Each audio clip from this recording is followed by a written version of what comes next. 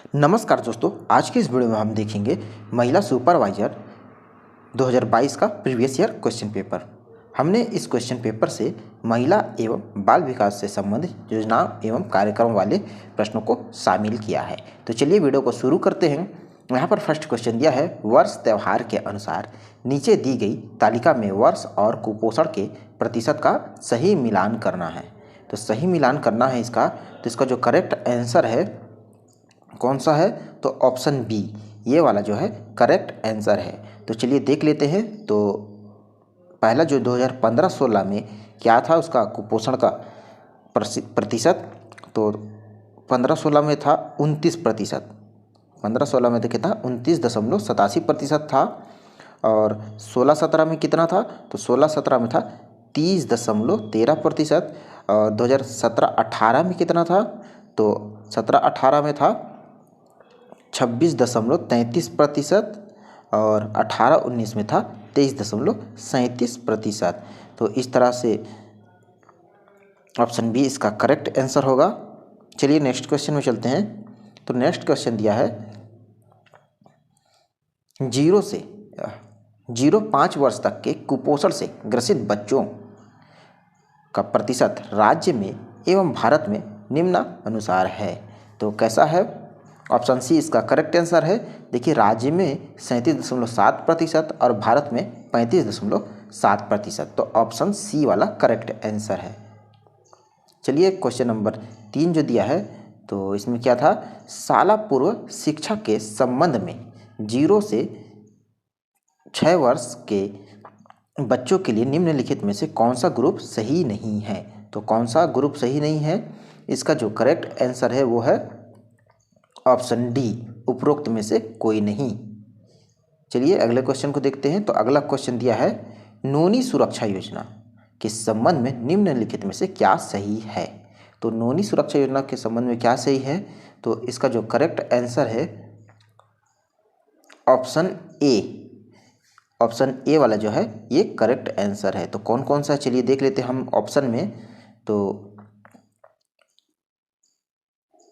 पहला जो दिया है, यह योजना 1 अप्रैल 2014 को प्रारंभ की गई थी। फिर क्या था, उसके बाद था तीसरा, इस योजना के तहत 18 वर्ष तक की लड़की का जो विवाह ना होने पर एवं 12वीं तक की शिक्षा पूर्ण करने पर 1 लाख की परिपक्वता की राशि दी जाने का प्रावधान है। फिर क्या था, उसके बाद था ये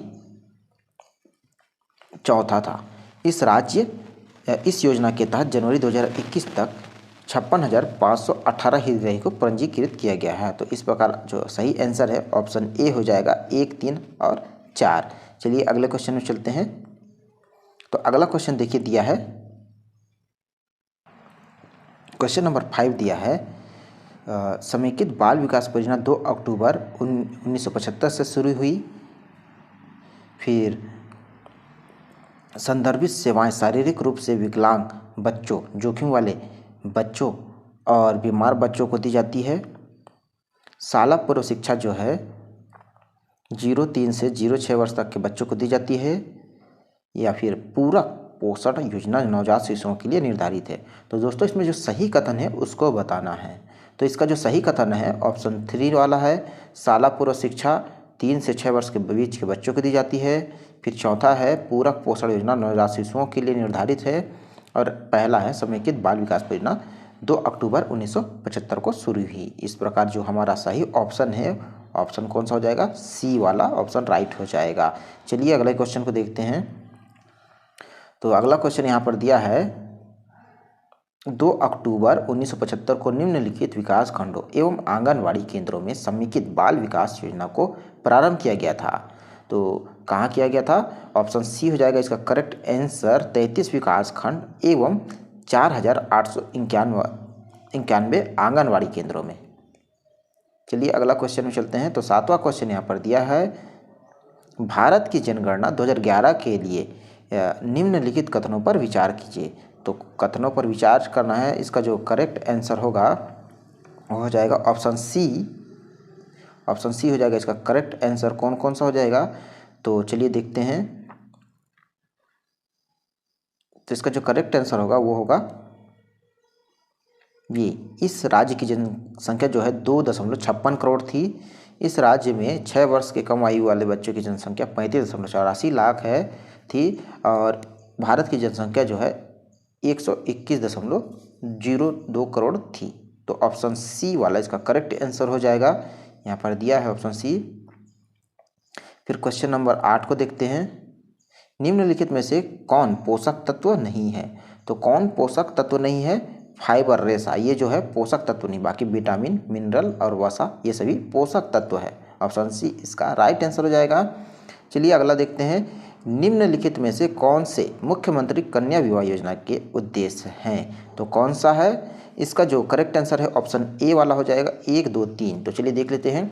कन्याओं के विवाह में आने वाली आर्थिक कठिनाई का निवारण करना, फिर विवाह के अवसर पर फिजूल खर्चा रोकना, सामूहिक विवाह के माध्यम से मनोबल एवं आत्मसम्मान की वृद्धि करना। तो ऑप्शन ए वाला हो जाएगा राइट आंसर। चलिए नेक्स्ट क्वेश्चन में चलते हैं।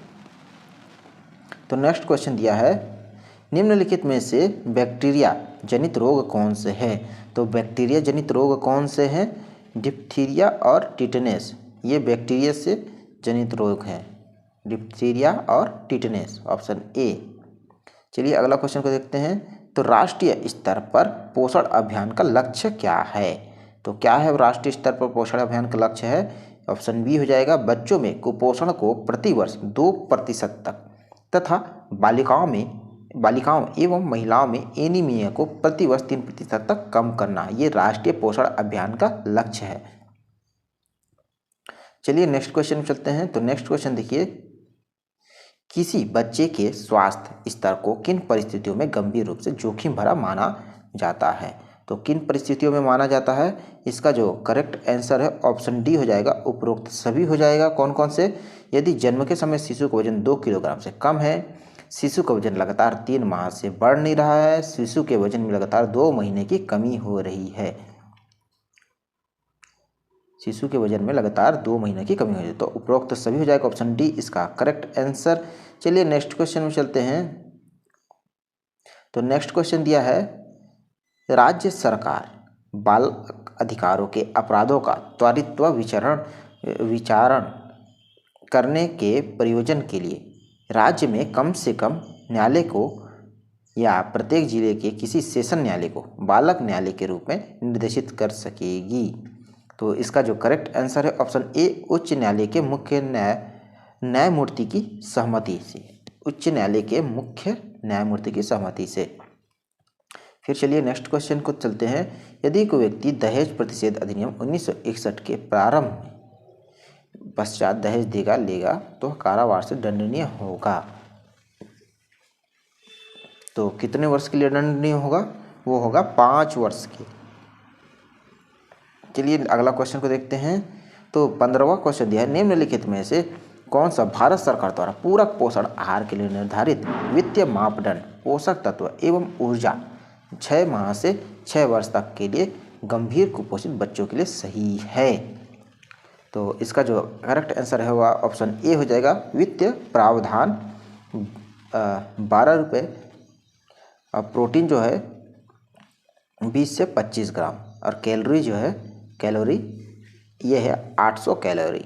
तो ऑप्शन ए इसका करेक्ट आंसर हो जाएगा। चलिए अगला क्वेश्चन को देखते हैं। रेडी टू ईट फूड में कौन से घटक नहीं होते हैं? तो रेडी टू ईट फूड में कौन से घटक नहीं होते? दोस्तों ये वाला क्वेश्चन जो है गलत पूछ लिया गया है, क्योंकि ऑप्शन में जो दिया है ये तीनों ऑप्शन जो है सही है, क्योंकि रेडी टू ईट फूड में गेहूँ, सोयाबीन, चना, शक्कर होते हैं। और सोयाबीन, चना, शक्कर देखिए सभी ऑप्शन में दे दिया है, सोयाबीन का तेल, गेहूँ, सोयाबीन, चना, तो ये सभी ऑप्शन जो है वो सही है। लेकिन यहाँ पूछ रहा है घटक नहीं होते हैं, तो इसमें जो है विलोपित कर दिया गया था एक प्रश्न को। चलिए 17वां क्वेश्चन देखिए, निम्नलिखित में से कौन सी बीमारी इंसेक्ट वेक्टर द्वारा संचारित होती है? तो ये होती है मलेरिया, ऑप्शन बी हो जाएगा मलेरिया। मलेरिया किससे होता है? तो मादा एनाफिलिस मच्छर के काटे जाने से होता है। चलिए क्वेश्चन नंबर 18 दिया, निम्नलिखित में से किसमें प्रोटीन एनर्जी कुपोषण सामान्यता दिखाई देता है एवं अधिकतम घातक परिणाम होते हैं? तो किस में होते हैं? ऑप्शन सी हो जाएगा, शिशु अवस्था और बचपन, शिशु अवस्था और बचपन, ऑप्शन सी हो जाएगा इसका राइट आंसर। चलिए 19वां प्रश्न देख लेते हैं। इस राज्य के जिलों को नवंबर 2020 तक संचालित आंगनबाड़ी केंद्रों की संख्याओं से सुमेलित कीजिए।